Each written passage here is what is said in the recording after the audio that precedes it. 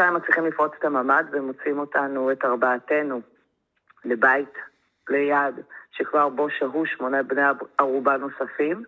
אנחנו מצטרפים לשמונה האלה, ואנחנו הופכים להיות דרך כ-12 בני ערובה, עם 40 מחבלים, ששומרים עלינו. אני מקצרת לך את הסיפור, כי הם מתעללים בכם? הם לא מתעללים בנו, הם מתנהגים אלינו בצורה מאוד אנושית, זה אומר שהם שומרים עלינו. כן, מה זה אומר אנושית? שומרים עלינו, הם נותנים לנו לשתות פה ושם, שהם רואים שאנחנו בלחץ, הם מרגיעים אותנו.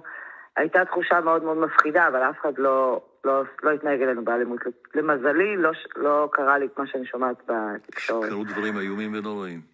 נכון, אבל אחרי שעתיים, בקיצור, בהתחלה לא היה שום גורם ביטחוני איתנו. אנחנו אלה שהתקשרנו במשטרה יחד עם החוטפים, כי החוטפים רצו שהמשטרה תגיע, כי המטרה שלהם הייתה לחטוף אותנו לעזה, לא לרצוח אותנו.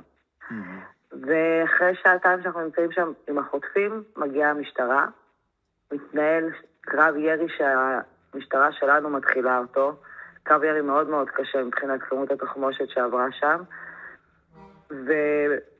או לא בסיומה, במהלכה, אחד המחבלים החליט להיכנע, זה מחבל שיצר איתי קשר, במהלך השעתיים האלה יצרתי קשר עם כמה מהחוטפים, אלה ששמרו על הבני הערובה. כן. והוא מחליט להשתמש בי כמגן אנושי, הוא מחליט להיכנע, אני לא מודעת לזה באותם רגעים, זה בדיעבד, הוא מתחיל להתפשט, הוא קורא לי ומתחיל לצאת איתי מהבית תחת אש, אני צועקת בזמן הזה לימ"מ כשהם יכולים לשמוע אותי, שיפסיקו לראות, כן. ואז הם שומעים אותי והם מפסיקים לראות.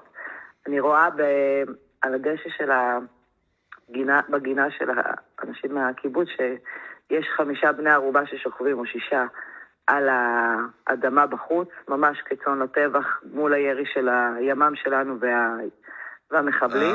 הטרוריסטים ירו בהם? לא, הם נהרגו מהחילופי ירי, תבין שהיה חילופי ירי מאוד מאוד קשים. זאת אומרת, יכול להיות שזה כוחותינו ירו בהם? כשניסו לפסל את החוטפים, את החמאס? כן, חיסלו את כולם, כולל הבני ערובה, כי היה שם חילופי ירי מאוד מאוד קשים. אני משוחררת בסביבות השעה 5:30, ב8:30 כנראה מסתיימת הלחימה, אחרי שהיה חילופי אש מטורפים, אפילו 2 פקזים של טנק שירו לתוך הבית, שזה בית קיבוצי קטן, זה לא איזה, רואים את זה בחדשות. כן. זה לא מקום גדול. וברגע הזה כולם נהרגו, היה שקט חוץ מניצולה אחת שיצאה, הדס דגן, וזהו וגם. איך כולם נהרגו? מהחילופי אש. מהחילופי אש, כלומר יכול להיות שגם זה מאש כוחותינו? חד משמעית. כן? וככה אני מאמינה. אוי, זה נשמע כל כך רע. כן, וכולם מתו. ואת, בזכות אותו מחבל שהחליט להסגיר את עצמו, בדיוק. ואת ניצלת וכל היתר נהרגו שם. חוץ מעוד בחורה אחת שניצלה, מצאו אותה אחרי מי שטיפל שם באירוע, אחרי אולי איזה מטכ"ל או משהו כזה, מצאו אותה שהרימה ראש.